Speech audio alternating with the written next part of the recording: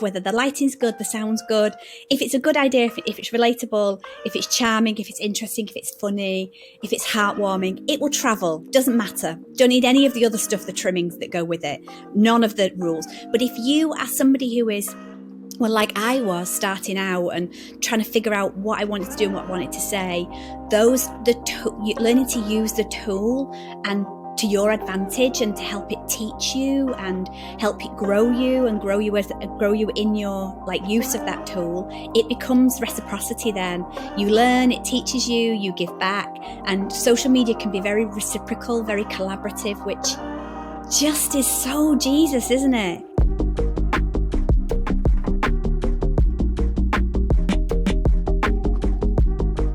Hello, my friends. Welcome to Word Made Digital. I'm your host, Joanna and Clare. This is the 5th episode of 2023. And hey, we've just done a tally. We're at over 140 episodes in total now. So we probably need to figure out what episode 150 is. We're about to hit it, and we should do a giveaway. Today on the podcast, we have my friend Clare Hooper with millions of views on TikTok. She is from Manchester, UK, and she describes herself as multi-hyphenated creator, guide, agitator, dyslexic thinker, passionate about creating wholesome digital content. And you're going to love this conversation because she's both TikTok creator with all this craftiness around the house, but then also a church planter with her husband. So she's going to talk to us about that strategy today. Thank you so much to Compassion Canada and to Scripture Untangled, a new podcast by the Canadian Bible Society, who are making this possible, bringing this into your ears or in front of your eyeballs. We really couldn't do the podcast without them. Can't wait to tell you more about them and why I'm passionate about that work. But let me tell you a little bit more about Clare Hooper before we dive in to the episode today. After serving on staff of another church for 16 years, she and her husband took a big leap into the unknown. And in 2018, they left their regular jobs and their regular incomes and started building what's called Kingdom Company. It's a church plant in Manchester, UK. And meanwhile, especially through the COVID times, she began experimenting with creative projects on TikTok and discovered that she loved it and discovered what worked and discovered what didn't work. And it has taken off. Millions of views later, she's been featured on morning television shows and news and all kinds of things. It has been really fun to see her rise and grow and learn and build a community on TikTok. She's got so much for us to learn about real people connection in church spaces and in digital spaces. So I think you're going to love this conversation and the practical stuff that she brings. Here's the conversation with Clare Hooper. Clare Hooper, welcome to Word Made Digital. I am pumped to have you. I've wanted to have you for a long time, so I'm glad to get you on the podcast. Honestly, Joanna, I mean, we've been talking about this for a while, but I just love it. I love that you thought of me and asked me. I'm always like, I hope I've got something useful and interesting to say. Who knows? We'll see. Well, maybe before we go much farther, can you give us some context on who you are? What is the circumstances that we're finding you in right now? Well, I am a self-proclaimed multi-hyphen. That's what I call myself, because I'm a bit of this and a bit of this and a bit of this. Some people might call it a jack of all trades, but I prefer to own it in a positive way. So I'm a multi-hyphen. So I have got a number of hats that I really love to delve between. One is being a content creator, which I create helpful, wholesome, fun content on platforms. I'm also a social media lead for a Christian organisation here in the UK called Christians Against Poverty. We're a debt charity. And I'm also a church planter, and I do that with my husband, where we do content over there, digital content, where we're trying to learn. I mean, I'm pushing 50 and I'm trying to learn how to best utilise this tool that is social media to grow a healthy church community. So that's it. Obviously family, obviously just other stuff as well. But yeah, those are the three main things that I'm doing at the moment. Well, and you are not from where you are. You moved there. Maybe tell us a little bit about how did you come to be where you are even, because that's a bit of a story. So we lived I grew up in Manchester, which is probably one of the main cities. You know, most people are going to have heard of Manchester United or the football team there. So from Manchester originally, and we relocated here where I am now. I'm in a city called Bradford. It's a big city, but it's not a very well-known city. It's a big city. There's a lot going on. It's very, very diverse. It's hugely. We have this phrase in the UK. It's like a bus queue, which means like if you're waiting for a bus and you see a random group of interested, eclectic people, that's what Bradford is like. It's full of us, theirs, and ours. It's very, very, very diverse, very multicultural, very, very interesting, very, very interesting range of, I think, both the most affluent, both the most affluent postcode and the poorest postcode are in the same city across the UK, which makes it very, very interesting. So we moved here for a job we were exec pastors of a church, me and my husband, and then that's what brought us here. And then we raised our family here, and we're on our way now back to Manchester. So we're church planting. I don't know. I mean, we're church planting, and I don't know if you've ever experienced church planting, but it is slower and deeper and richer and very rewarding. But it's not. We were from a much bigger church context before, and so it's totally been a massive change and pivot. And we're learning so much, and there's lots we still need to learn about how to do the church planting. But it means that we came from Manchester, which is about an hour away from where we live at the moment. And we relocated our whole family here to a city called Bradford. And now we're trying to get back over to Manchester, which is an hour away. So we do the drive over there, and we're there as much as possible. But it's good. It's been one of the best tonics of my adult life, actually, to church plant. Really, really rewarding. Let's talk about that. You're saying like that's one of the things I would love to get into with you, because, church planting is not for the faint of heart. It's not glamorous. I think we see these few rare stories of in the same way with business, like you see one business out of 100,000 that takes off and, becomes, the Teslas, the Facebooks, whatever, these huge companies that we talk about. But then it's the same with church. Most church plants are small, slow, and it's like the beautiful hard work behind the scenes. So what is what has that been like? Can you give us some context too on the church in the UK? Because I think Canadians are more closer to the UK and sort of our secular culture. And then the Americans listening, their culture and context is quite different. Oh yeah. We're as much as that we have a king now. Wow. It's the first time I've said that out loud. As much as we have a king now who is the head of the church, and we have this supposedly church, we're not a church nation. It's not a common thing. It's a more common thing not to go to church in the UK. It's a very small percentage. I can't remember the exact stats. I'm rubbish, but it's definitely under, I think it's about 5 or 6% of people. It's a very, very small number of church attenders. So when you're building something, you are building with a very niche group of people, which is also good because you know that who's with you in the church is really either very interested in seeking and looking then, or they're in church because it's something they really want to do. So in some ways it gives you that benefit. You're not actually just got a group of people who believe they should go to church and it's part of their history and their culture. I mean, there are going to be some of those, which gives you a really interesting perspective, because you've got people who are really ready to listen, learn, be a disciple. And there's a massive wave of that I'm hearing through my other friends who are in churches, where people are just got an appetite for discipleship, for the niche, really understanding what it is to be a Christian, and really wanting to sort of dig into the life application side of it. Whereas the come and see model, which has been so big and beautiful for so long, come to a big, amazing, interesting, energizing Sunday service and, have that, which had its time. I'm not going to lie. I loved that moment in history, but there seems to be, I don't know if you're finding the same thing, where there's a real appetite now for the, okay, but why, but how? How will I be? I follow a transformational leader. So how am I going to help other people be transformed? And how am I transformed in that? So yeah, I found that really interesting the past few years.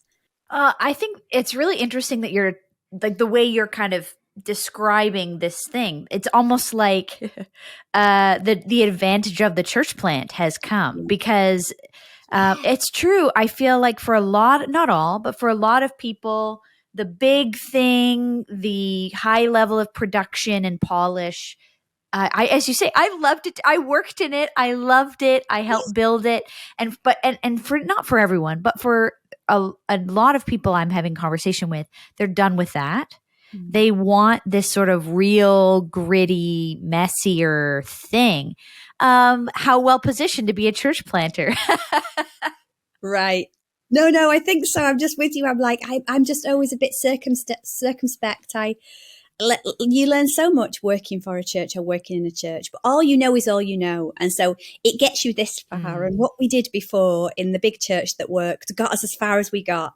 And now we're having to learn brand new things. And you can bring loads of that with you, but you also just have to work with the living stones that you've got in front of you and with you. And our community has just been so much more collaborative than it ever be, out of choice. We've built our values together, our vision statement together, our plans of travel together, our strategy together about what's going to happen over the next few years. We've spent a lot of time on talking about culture, on what we want and what we don't want and what that looks like and how that matches with what God says and what the Bible says and what comes and what's going to be in the suitcase for the future. Absolutely what we are bringing. So yeah, that's been super sort of church nerdy. If you love that stuff, then well, I do. I mean, it's true. I do love that stuff. And that's where I'm curious in your world, like I think the COVID reality sped up a lot of things. It sped up technology. It sped up like a lot of people exiting church and not coming back in the context that I'm in.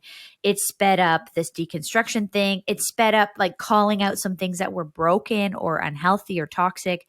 And like we could change these things. So in your context, because you're talking about like the slow thing of church planting and then COVID happens in the last couple of years. What are some of the things that it accelerated, maybe good or bad, like in your community or in yourselves as leaders? What are some of like, let's dive into them. Cause I'd like to, of course, I want to get into all things digital and content and joy and creativity, because that's what I always think of you as marked by. But before we go into those other things, I'm curious if there's other kind of angles at it that have kind of accelerated in the last couple of years. I think anybody who's been involved in church or and has went through that time, together. We went through it together. Anybody who did, like as if anybody didn't. We all went through it. We were all in the same storm. Yeah. But we pivoted. We had to learn. And we talked about it before, Joanna, before that time when we met in 2019, how digital was a space that I was already really proactively for. I can't tell you, when Facebook opened, I was like, I need to be in that space. When Twitter opened, I was on the first week that I downloaded that. Same, every app that's downloaded, well, not every, but a lot of them, I've just been in there straight away. It's just like, I get that space. I can't tell you what it is. I feel more comfortable in the digital space than a lot of other spaces, actually. Wow. But we pivoted because my husband is much more a traditional church leader, where the reciprocity of being in a room was very important for him. So what he said, the feedback in the room and that feedback loop that you get when you're in a room full of people, and that made him a better speaker, and that made people more interested in that feedback loop. And digital doesn't give you that. So when we went into our sort of like lockdown, our church was due to plan. We'd been an interest team and we'd been a launch team, and our first proper service was supposed to be the 29th of March 2020, and the UK went into a national lockdown on the 4th of March, I think. So we never made it to our launch. Oh my Honestly, gosh. we were so gutted. We were absolutely gutted, so disappointed.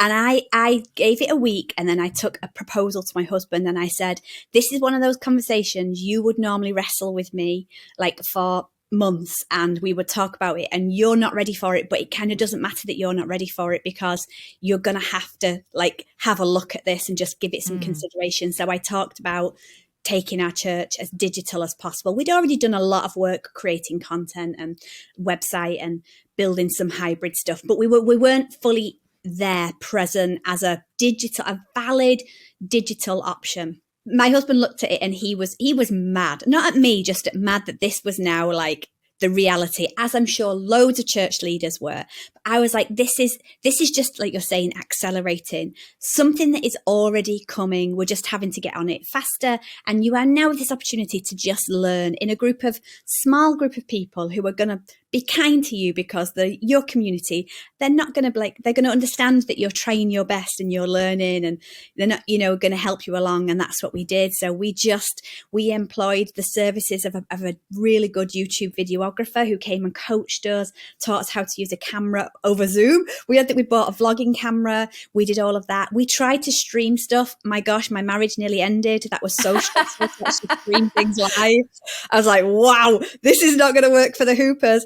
But we recorded things separately, and then we sent them to somebody else who helped us edit them. And actually, eventually, he taught us how to edit, and he taught us how to put things together. So we tried to make it as fun as possible, and also to think about, we were nowhere near the size or had the resources to do a streamed service. And we just kept saying to people who asked us, will you do that? We were like, go here, these are brilliant. Drop in and visit that church. Go there, they're doing amazing. Here's some friends over here who are doing that. And we kept celebrating it. And then a couple of things that I think were just the chef's kiss type thing for us is we started something called Speed Church, which just gave us so much time to learn skills. And that was a Speed Church. Speed Church. One song, one thought, one prayer. Huh. And I DJ'd it basically. I was the sort of MC of held it all together. We invited other people to do a 5-minute talk, a 1-minute read a prayer, and a 1-minute Bible verse, one song, one thought, one prayer. And we borrowed songs as well from other churches that had already recorded them because we didn't have those resources. Wow, and Joanna, it was just great for us to have that digital presence and tool, and we learned so much. Oh my gosh, we learned so much. We went to school. And when you're talking about, I want to get into all this because this is all the stuff. I mean, it's this nerdy stuff, but it's important stuff. When you're talking about this Speed Church, like was this like you went live on Instagram, or you'd recorded and posted on YouTube, or like where did that go? At first, I did it live from my living room because on Instagram, there's a feature where you can play things in the background on live as a video or as images. So I did it like that. And then we started pre-recording it and pulling all the pieces together and just putting it up onto Instagram. And then we really delved into trying to grow our YouTube. It's so early doors. YouTube is a whole other room to experience in digital, and it needs investment and time. And it can be 3 to 5 years to grow a YouTube account to anything near something that is really good. And so we're doing it averagely, I would say, but we're experimenting with what works for us. We moved. I then introed it from my kitchen table, learned how to set up lights and sound and a camera. And wow. Yeah, but it was good for me. It was good to learn. It was good to learn that I really liked that kind of digital, because we met through the Speakers Collective. And that was an area that I really wanted to know. I'd not come out of an experience where I was really not involved in upfront communication, not had that experience, not known, but really wanted somewhere to communicate and have. I think when I joined that Speakers Collective, which I absolutely loved and learned so much about myself, but I realized even after that, I don't want to be a preacher. I don't want to get on a stage and speak. I felt like that was the place that church, if you wanted to communicate as a Christian, that was all roads lead to a stage, right? That's what I'd naively been let myself believe, that what would be the next step as a Christian communicator is to get on a stage on a church service and preach. I get up and preach. I hate it. I hate myself. I'm like so nervous. I'm like, oh, this is just not me. So like, this was just so like a revelation to me that you're putting me in front of a camera and I'm like, oh, it was this. I can do this. I can do this. I can learn how to do this. I can get better at this, and I'm enjoying it. And I come alive, and I don't know what it is, but the camera to me is just a neutral tool, and I can see the person on the other side. And I just began to really fall in love with that side of digital. And I'd already been making videos anyway on social media, but it just helped me collide the two worlds and really pivot myself from what I'd been doing before, that was very much training, which is where I thought I wanted to be, to really understanding that what I wanted to do in digital was be a content creator and just make videos about the things I was doing and the life. And Yeah, that's where I found myself now, which is probably where you find myself on digital. As we talk about the major changes that have come in the world through COVID and come in the church land through COVID, I know that for a lot of us, the Bible can feel overwhelming, confusing, and hard to believe. Well, Scripture Untangled is a new podcast by the Canadian Bible Society, and they're bringing you interviews with culture leaders and leaders in ministry and Bible thinkers, academic types, trying to help you be inspired to dive into the Bible, wrestle with it, and understand it. You can listen for free and subscribe to Scripture Untangled wherever you listen to podcasts, and visit scriptureuntangled.ca for more info. scriptureuntangled.ca. And as always, the link is in the show notes. Well, and I love this because you're reminding everyone, and I feel like I said this a lot pre-COVID, but I feel like I still have to say it to a lot of people, women especially, but men too, that feel like they have this thing in mind about what it is to be a Bible communicator, preacher, that kind, like, and it's this on the stage Bible teaching, preaching, whatever kind of thing, and it's like live in a room, or maybe even if it's online, it's from this kind of a platform, and saying to people like, you know, at the end of the day, frankly, you won't even be asked to be on that one if you haven't practiced the work somewhere else. Like, you don't get that big place until you've done a bunch of small places. But even that, if that was the weird thing that you're chasing, like something about, like, that seems a lot more about ego anyways, about chasing some big stage. But either way, that there's this huge opportunity to grow, to develop, and to reach people with these little cameras we prop up in front of us. And as you say, like, it might make someone alive and creative and think differently about what they're doing in a way that you'd never considered before. Like you said, like, I hate myself when I'm on a stage, and now I'm coming alive.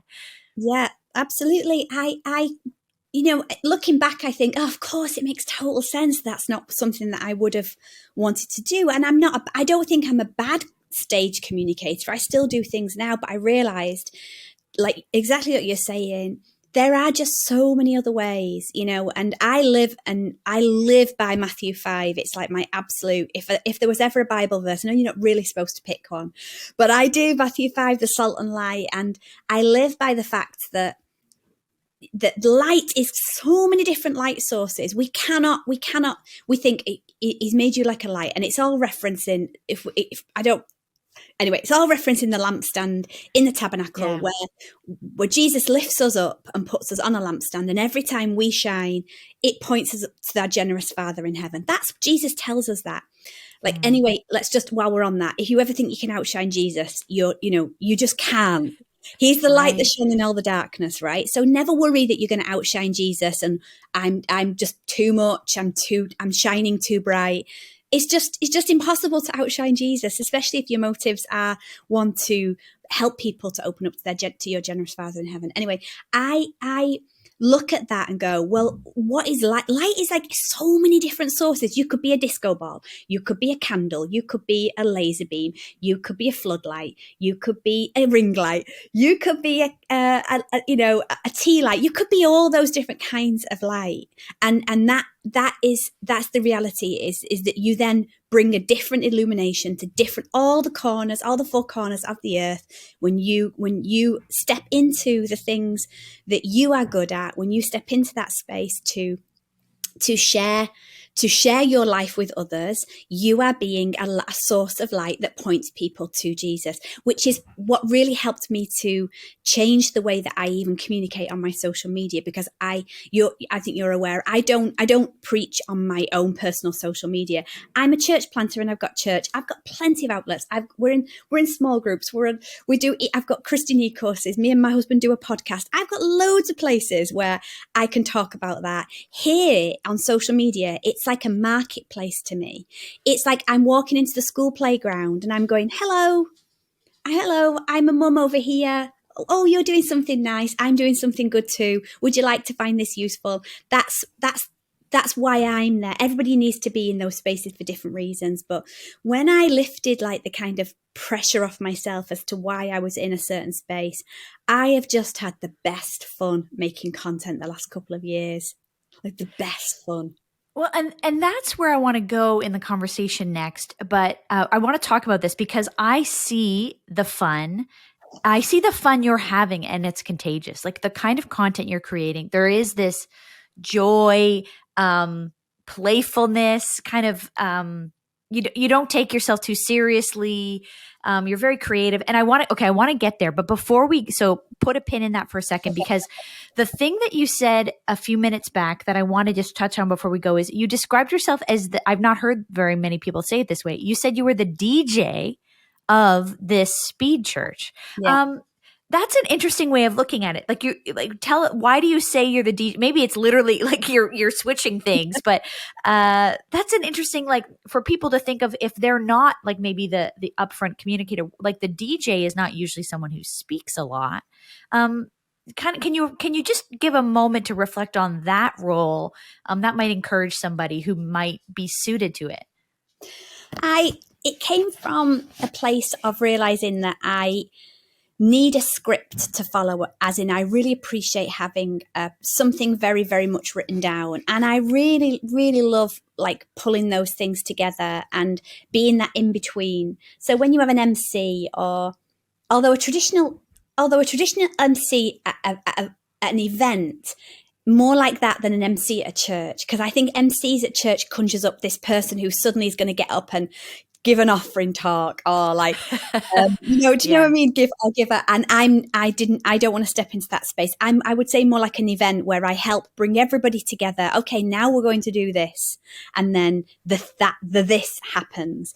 And now we're going to do that. Like the segues, the interim moments, the sort of like the in-between moments in something. So yeah, I don't know. I mean, I figured it was just, it needed something to hang on, an anchor, maybe more like an anchor. Maybe that's a better word of using it. But it just felt like more a zone that I could go into comfortably, and I enjoyed it. Sometimes so I was asked at work, would you MC on Monday at a staff meeting? And I said, what do you mean by that? And they went, well, you have to prepare it, you need a 5-minute sort of presentation. I was like, then no. Like if you're really asking me to MC and loop it all together, absolutely. But to prepare a thought, and it just I find it, I get very anxious in those situations. And I realize it's not an anxiety. Some anxiety is good because it makes you better at something, right? I think we have to protect. Anxiety is a good thing to have in some situations, because it makes you aware of what needs to change or what areas you need to stretch in. And if you're part of to truly thrive, you've got to have the right amount, haven't you, of comfort and challenge.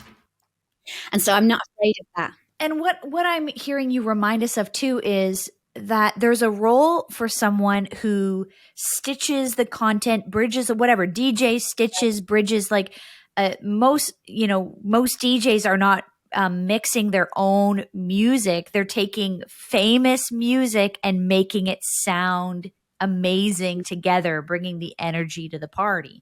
And so there's so much. I love that you said we used other churches' worship music there because we didn't have the capability of making it. Well, of course, most people don't. And so you can DJ these pieces together. You can curate it. Essentially, you're like the curator, the DJ, mixing it all together, bringing this forward. You don't have to have necessarily all these profound thoughts, but could you find some great stuff and offer it to people? Because everyone's trying to dig through the mess of the internet to find something worth their 5 minutes of time. There's so much junk out there. There is so much power in being a digital curator, actually. Really, really underrated. And we obviously reached out to each of those contributors and invited them, and we asked their permission, and we also tagged them and referenced them and sent people back to their content and said, go check them out, go see what else they're doing, because this is good. So our sort of aim was really to showcase what was out there. The other thing that I learned actually in that was just how little you need for people online to understand. So we eventually got to the place where Speed Church was about 17 minutes long, and then I got it down to about 9 minutes at the end. We've not done any in the last year or so just because of my work pattern now, but it is an area I'd love to do again. But you don't even need the whole song. Just a chorus was enough eventually. And, somebody might have had a thought and I would have taken the thought and edited it down till the most potent thing. Everything that's digital, you are taking up some of the most precious people. You're in the palm of somebody's hand. Like, it's so personal. And what you do with that person's time is so incredibly it's such an honor, isn't it, for somebody to invite you into the palm of their hand. So taking up their time and what you do with that, I just think is an incredibly honorable thing. So to think about, am I making the best use of this person's time? Am I giving them exactly what they need? Am I giving them what I would like to give them, which is very different? What would I like to talk about is not what people are searching, Joanna. Get on Google Trends, get on like some of those SEMrush, get on some of those places and find out, answer the public. What is it? What do people actually? What are they asking about the Bible? What are they asking about Jesus? What are they asking about? And give them content that matches their problem. And you will never run out of people that want to watch your content then, or content ideas, if you're always looking at solving the world's problems rather than what you'd like to say. I've got an idea, I want to talk about it. So what? Yeah. So, okay, let's talk about the ideas, because I see your social, and I'm talking kind of around it because I'd love you to describe it. I would describe it as fun, interesting, quirky crafts and house projects, and your dog's involved. There's a lot of color and paint and food. But what are you trying to do with your social? And maybe you're just simply saying, I'm just trying to have some fun. But what is it that you're doing? And why are you leaning into this fun joy thing? Because not a lot of people are doing it. Wow. Why? Oh gosh. I have to say why. I don't know why I wasn't before, because it is my life. This is a window now onto what I'm doing in my life. I was making projects and doing these things long before the internet existed. I am a serial committed crafter. I am an absolutely obsessive upcycler, repurpose, life on a budget. Honestly, I cannot. If it costs you less money, I love it even more. If you found it in a skip in a dumpster and you did something with it, I'm here for it every single moment. And so really all that's happened is I've just started to document my life and to document it. And, don't get me wrong, it's entertainment and I love entertaining people. So this has become, how have I learned? And every time I put a video, I'm learning something more about how to entertain people better in the digital space, what works, what hooks, there's a lot of work that goes behind it in the way that I construct my videos and what I'm learning. I learned in the first strong few years of, creating digital, how to get people to watch 7 to 12 second videos. And in the last year, I've committed to learning how to get people to watch my videos for longer, because I'd really like to do YouTube. But until I feel like I've learned that skill, I don't have the time or energy to put into a YouTube channel myself at the moment. But if I can learn it on my own, if I can learn it on social media, I can then just take those skills and put it into what I've learned on YouTube. So I'm learning that as well. So I've now got people to watch a little, my watch time is up, and I'm learning about pattern interruption and transitional moments and what gives people the ick and what, and although I think you are the juiciest, roundest peach and just somebody ain't going to like peaches. So not everybody's going to like you, but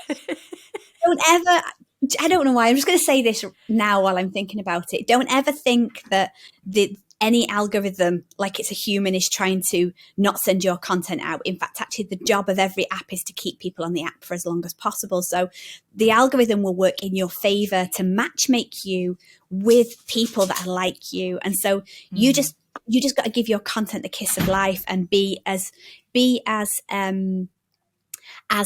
you as you possibly can. Oh my gosh, it's such a buzzword to say that. But to be like as close to you if they met you in real life, but an energized version of you, or a really true version of you. Not every piece of content needs to be joyful like mine. I just hopefully am that. I'm hopefully like being true. That's been better for me. I'm forever a kids worker. That's what really. I'm forever I was a childminder or on a daycare. I'm forever kids worker. A friend of mine he's a manager for YouTubers, like full-time YouTubers, and Oh, coaches them and does business with them. And one of the things he was saying over sushi the other day was this idea that like there's kind of a number that people have. And he was talking about this guy named Peter McKinnon as an example of like millions and millions of subs on his YouTube. And he just has this thing about him that attracts millions of people to want to connect wow. with him. He's a very natural on camera. It doesn't seem to matter what he's doing. People want to buy it. And there are people like that. And there are other people who they are a woodworker. And like Peter McKinnon's dad is a woodworker, an older guy, and he's got a following doing his woodwork. But it's like getting honest and comfortable with like discovering it along the way, but like everyone kind of has a number. And I don't mean that and I think I'm trying to be crass about it, but like Yeah, everybody's content isn't going to appeal to everybody, but your content's going to appeal to a group. And right. whether you're the kind of person that can carry 1,000,000 people or 1,000 people probably depends on things to do with the type of things you like to talk about. And like, some people always joke So about like, it's only true. my mom who likes my stuff. And I'm like, well, your mom is going to be your biggest fan and she's in your crew. But like some people, for whatever lots of reasons, they're probably not ever going to have a large audience because of the kind of person they are. And that doesn't mean that they aren't loved and amazing and a valuable human being. Like we're not measured in our value by that. But I think it's getting honest about some kinds of content is not gonna get a big audience, but that doesn't mean you shouldn't make it, because for the small community that you do, it can be incredibly meaningful. I I think, every video that you make and every person that watches it, like in a real life beating heart, spent some time with you. A real life human. If one person came up to you and knocked on your front door and said, "Oh, I really like you," and basically gave you a heart, you'd be dead chuffed that just one person did that. If 10 people appeared at Yeah. your door, you'd actually be like, this is a bit weird. If 30 people came and said, Yeah. what came in your living room or by your work desk or wherever you are right now and said, I like you, you would be overwhelmed. So when you start to push up to 100, 150, 1,000, more than that, you can't separate those two things off. It's a real life beating heart that spent time with you. And it's such an honor. And I do sometimes get freaked out by the numbers, especially on my TikTok numbers. It's mental. It's about 1 million a month on my content. And like Wow. when I try and Google pictures of 1 million people, because I try and keep it in my head what it looks like, it's mind boggling. And so I am forever interested as to why that many people want to watch me, like, I don't know, paint something. It's just funny. It's funny. But yet here I am in this space, 48, nearly 49, having a go, just having a play and enjoying every single minute of it. Like it's just, it's such a good tonic. It's been so good for me as a person. Taking a break from the conversation with Claire as she's talking about a lot of things about how she transformed her thinking and approaches on TikTok to be more strategic. And I think transformation as a whole can feel like a buzzword, like what does it even mean these days? Because it can maybe be overused. But one place that I have personally seen transformation be so evident is in the stories of former Compassion sponsored kids. That's graduates or alumni of the Compassion program who are now adults and telling their stories of how sponsorship impacted them. Like Ria, I have met Ria. She's originally from the Philippines, and she had this impactful line as she shared the story of what child sponsorship meant to her. It was that knowing someone who's never met you cares for you, it changes you.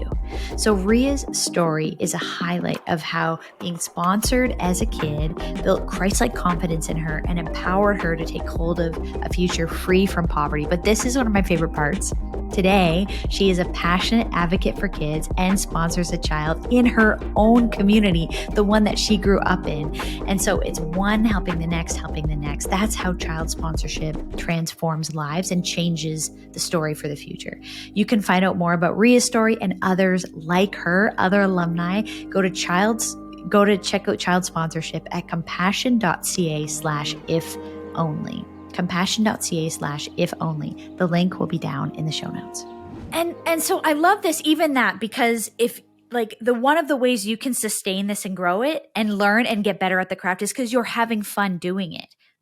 And some people, if you're having no fun, like maybe you should just write a blog. Maybe you should do something else. It's maybe not for you. If this is like a lot of people talk about stress and strain and the burnout online, and it makes them feel bad about themselves, and they're comparing themselves, like, then it sounds like it maybe isn't a great place for you to spend a lot of time. But for other people, you're describing like you're having fun and you're creating and you found a voice in a new way and you're getting better at your craft. Can you give us some of those things? Of course, if someone listens to this 12 months from now, it might be irrelevant knowing that this stuff changes. But what are some things, just quick off the top, that you're like, this is what I was doing wrong and how I could some quick wins people can have with the short video that keeps people watching or wanting more? So I used to think it was about the audience, and I'm less convinced about that now. And I'm more convinced it's about whatever your problem your video solves. And as soon as you can let people know what problem your video solves in the very, very beginning, in the first 1 to 3 seconds, why am I spending time with you? People have got a quota, a scroll quota. They're maybe on social media an hour a day, that you've got a couple of seconds for them to decide whether they're going to stay with you or not. And there are lots of hooks out there that you can use. And I think some of them are a little bit like formulaic, but they might help you work. I did have one video where I was practicing hooks, and it's really been it's been great because that video has done so well over multiple platforms. But I don't love that style of hook. It's not me. It's a little bit formulaic, and I'm not. Yeah. It's a bit cheesy, but it works for some people if it's to do with 5 ways you can do this, or, there's lots you can just Google video hooks. There'll be a ton of really good resources out there. But I go with the issue. I go with the basis now. What problem does this video solve? And how can I say it in the shortest, most potent amount of time? How can I take out anything that's unnecessary? So I keep learning, how can I watch this video and make it interesting and say it in the shortest amount of time possible? What bits do people need to be able to, what bits do people need to see? What bits can they just figure out for themselves? So I'm learning that, and I often repurpose videos on different platforms just so that I can learn what works and see. And then, that's been very much my helpful thing. And also, although I don't stick to this rule, I know if you do want to grow, it's funny, I'm about to tell you something that I don't do, but that's all right. Because it does work. Because my content creation is at the moment a really good hobby for me, and it's a big part of my life, but I also have a full-time job. I don't need to rely on it for money. But if you do want to be a content creator and you would like to give it a really good go as a career, it's really important to choose a very specific niche or at least path that you're on, so that when people come to you, they know what they're coming to you for. And then it's very, very good for them to be able to see why they might want to follow you. So that definitely really, really helps. But I think really being consistent and having a play, building up your ability to do it, and also learning from the metrics really help. I'm not metrics driven. I'm not very good with numbers. I'm a bit like, meh. But what they do teach you is if you watch a video and you see when somebody stops watching your video and you're like, at 3 seconds, what did I do? What made them feel awkward? Why would somebody scroll? Oh, I did that. Oh yeah, I didn't like that either.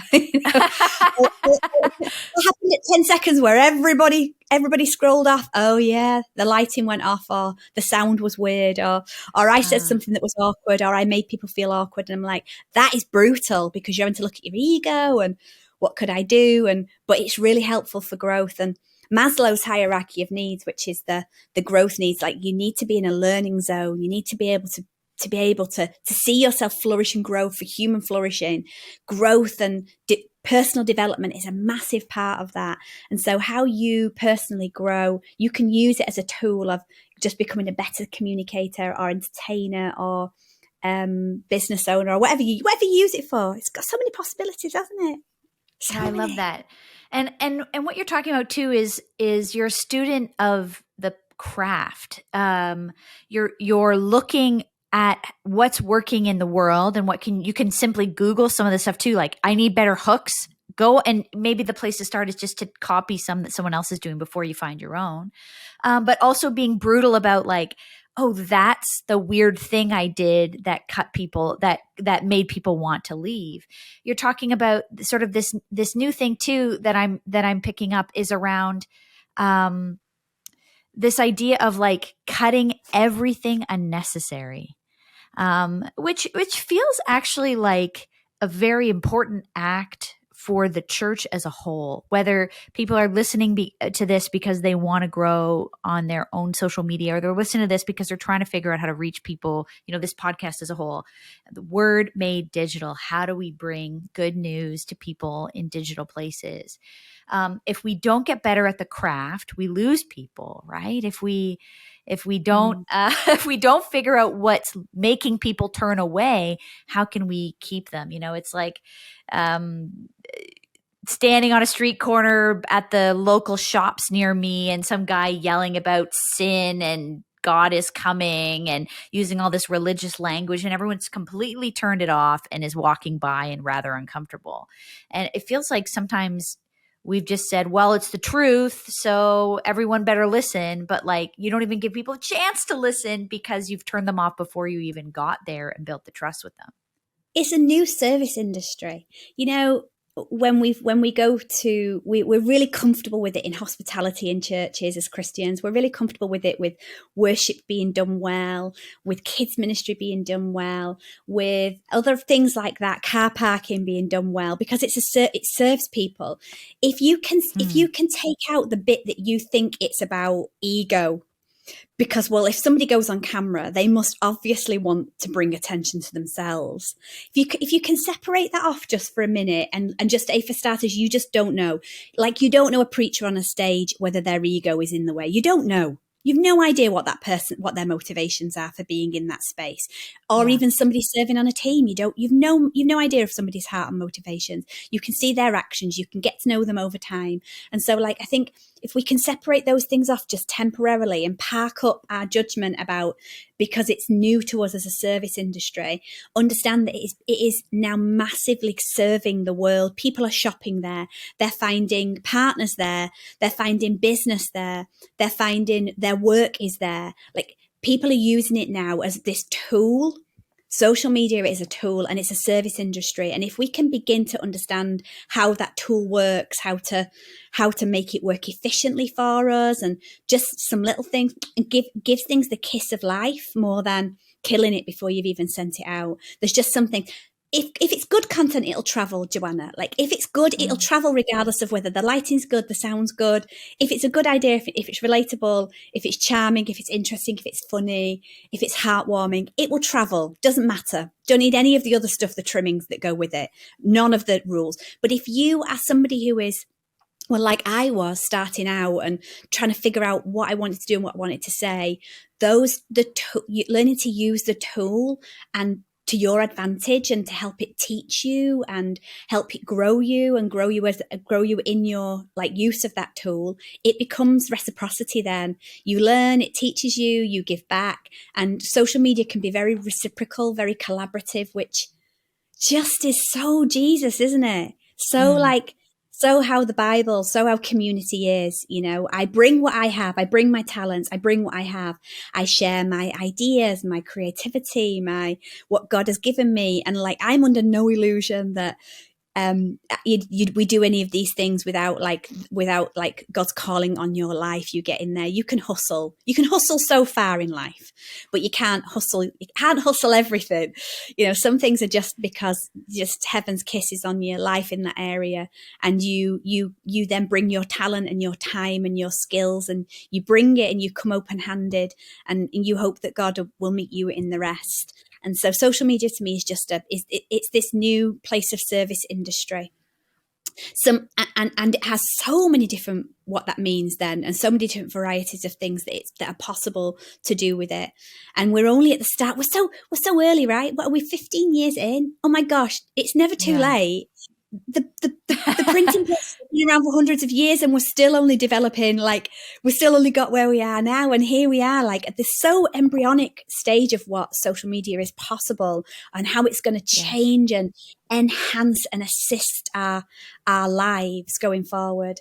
So I think mindset is really important, being in that space to contribute, and being in that space to be present, like God was present, like God is present with his people, being in that space on purpose, being present, and still, being mindful of what you are, being aware of who you are and what you bring to those spaces, and the power that you can have by being just a decent human being, like a spirit-filled, good, positive disciple, letting Christ impact you, teach you, grow you, and bring in that difference into the space that you're in.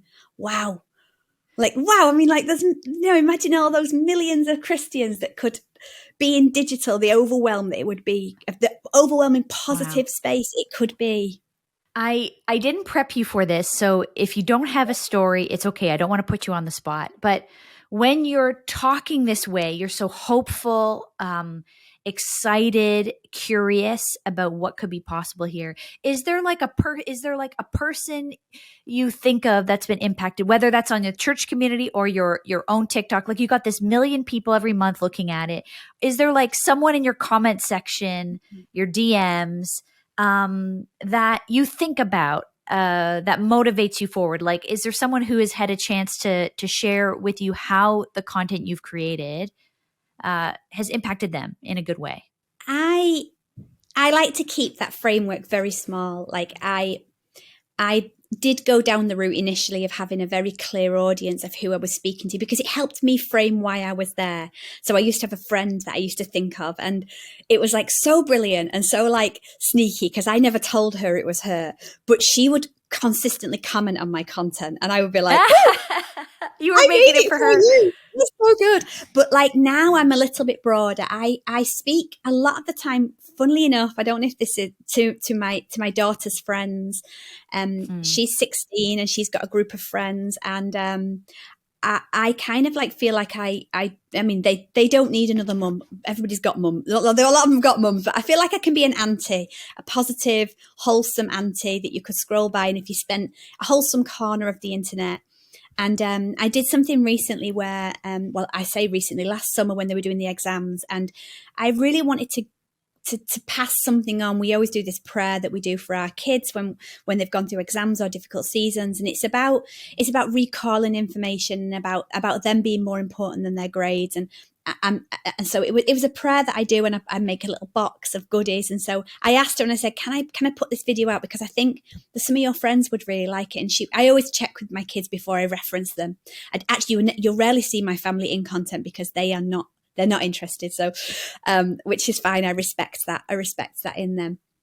And so, but we did this, and I wrote a prayer, and then I did a video for this prayer. And she said to me, Mum, lots and lots of my friends, and I made it like a Canva downloadable image. So I then put it in my bio, and people could download it if they want to. And it had hundreds of downloads. The video nearly hit 1 million, and this prayer had hundreds of downloads.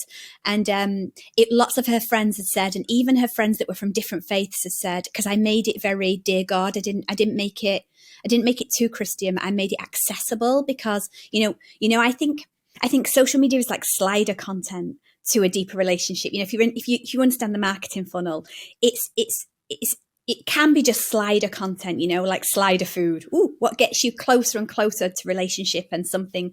And so I felt like that was a really helpful thing. And lots of people said to me, we downloaded this prayer, I pinned it up for my children, or actually her friends said, which was just, when your kids come back and say, I saved that, I liked that, I'm like, oh, my job is done. Like that, if my kids or my family, my nieces and nephews, if they are like it, I'm like, I'm here for it, just for them. But it just so happens that your toughest critics, right? Right. Yeah. And I did ask their permission before I started using, especially TikTok. I said to my kids, what do you think? Is it all right?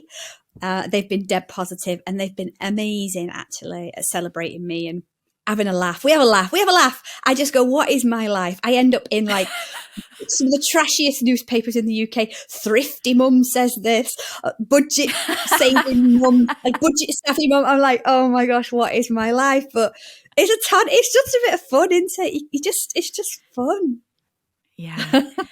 Clare, you bring fun, you bring joy, but you bring so much depth. I think what people would be struck by with who you are as we're listening, as they're getting to know you in this conversation, is there's a lot of thought and depth behind this joyful, playful, go dig in the dumpster and find what we can and paint it and bring it home kind of whimsy that you bring. Like there's so much behind it. You're not a surface person, and it draws people in.